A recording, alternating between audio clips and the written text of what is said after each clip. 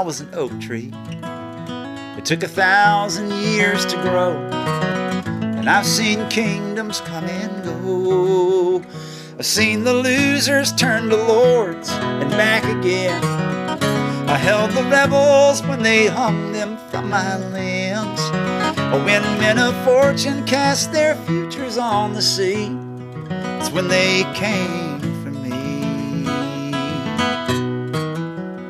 And I was a slave ship under the standard of the cross, a hallelujah holocaust. And half were dead before we reached the other shore, and the captain never saw the coming storm that swept around the Cape and took us by surprise. Only 8 survived. And I was a campfire, a pile of driftwood in the sand, and the only comfort in this land.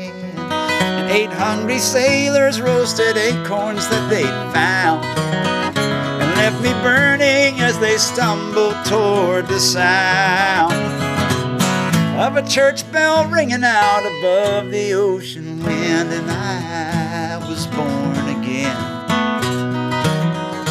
I'm an oak tree out along the wild Cape Fear, and there is talk of freedom here.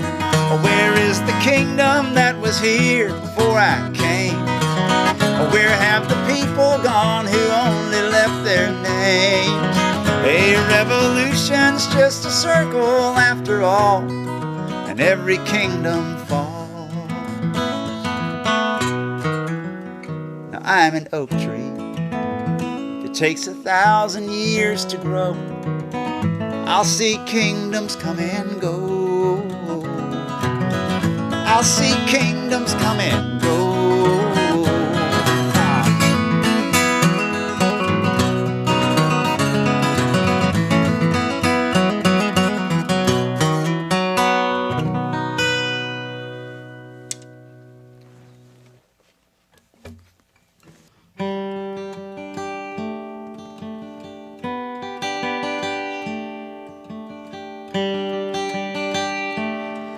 Been in the news lately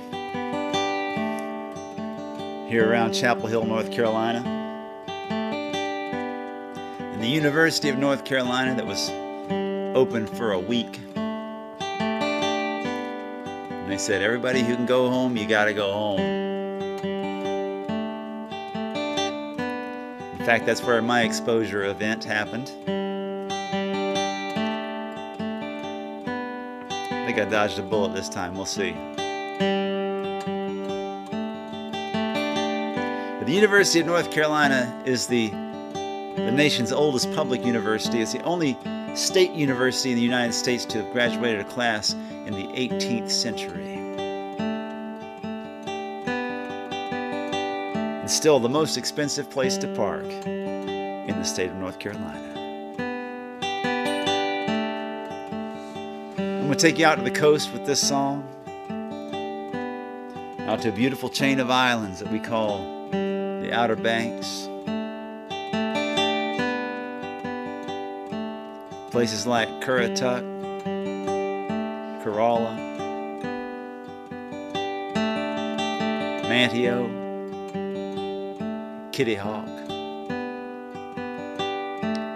Ocracoke Island, where we were scheduled to play this summer. Hope to see you next year, Okra folk.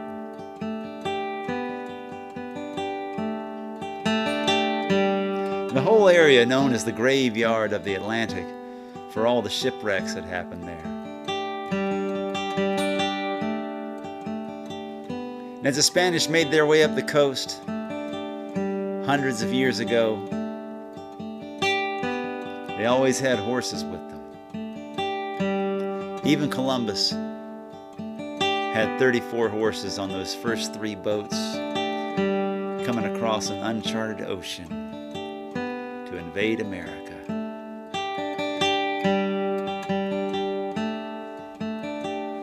And as they made their way up to the graveyard of the Atlantic,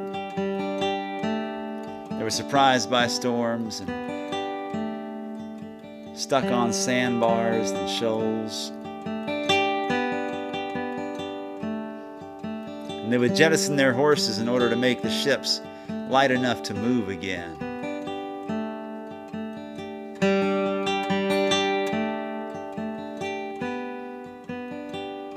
And they didn't always get all the horses back. And the horses they didn't get back, they swam to shore. They learned how to eat salt grass. And they dig pits in the sand with their hooves. They dig down 7 feet, 8 feet, 9 feet deep. And they make big bowls for fresh water to seep into. And that's how they survived out there for about 400 years now. And they're still out there. We call them the wild ponies.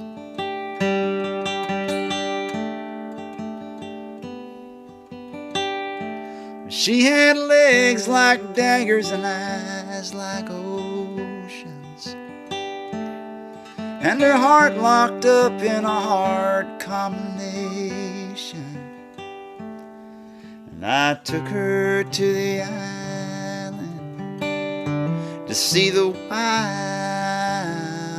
ponies. Well, see, I had a friend who had a concrete boat. It don't take as much as you might think to float.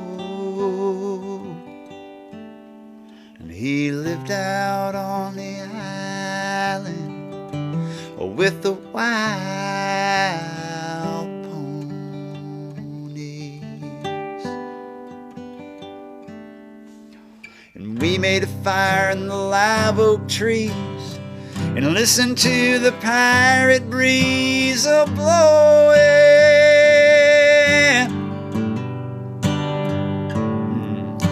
and wondered how a man could be so far from home and still know where he's going.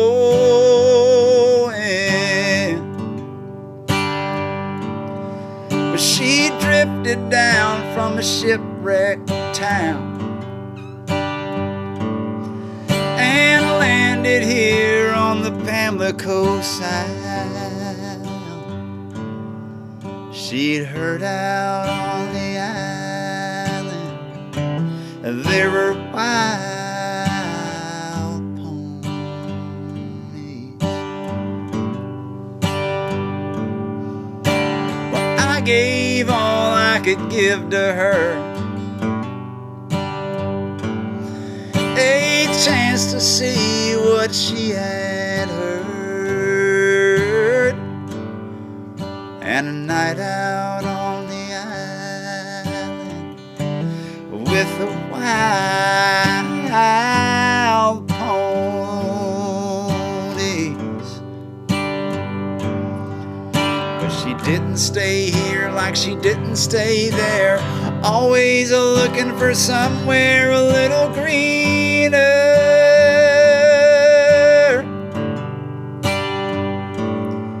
And every time I see the ponies run, scared and hungry and wild and young, I see her. Yeah.